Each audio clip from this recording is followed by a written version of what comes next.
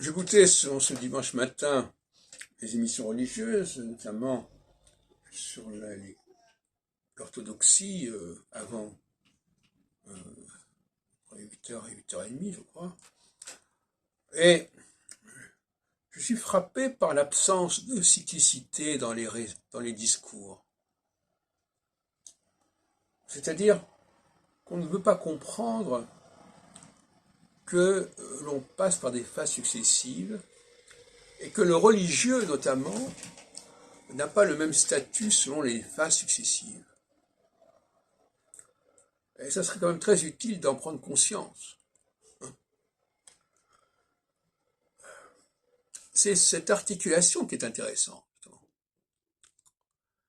Parce que l'astrologie n'existe que dans la binarité,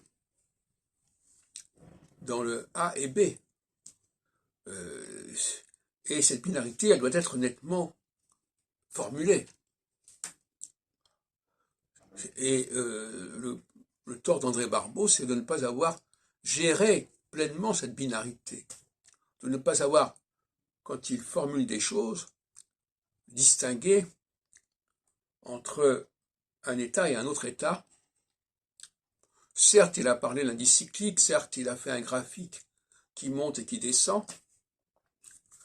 Bon, je ne crois pas qu'on puisse en parler très longuement,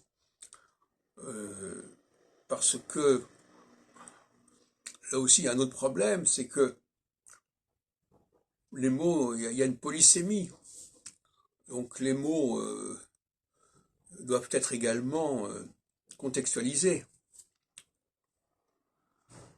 Par exemple, il n'y a pas d'état, il y a toujours une forme de guerre de toute façon. Donc que ce soit une guerre civile en phase X ou une guerre interétatique en phase Y, de toute façon c'est une guerre. De la même façon, il n'y a jamais de période de désinhibition et des périodes d'inhibition, comme j'ai eu parfois le tort de le dire. Il y a des inhibitions sur certains sujets, et puis à d'autres moments des inhibitions sur d'autres sujets. Donc le vocabulaire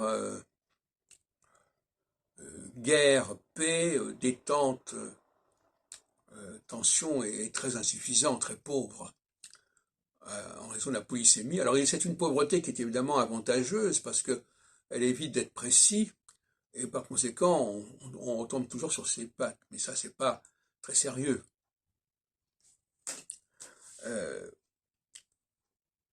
Un concept doit être binarisé, c'est-à-dire qu'il doit comporter deux facettes nécessairement.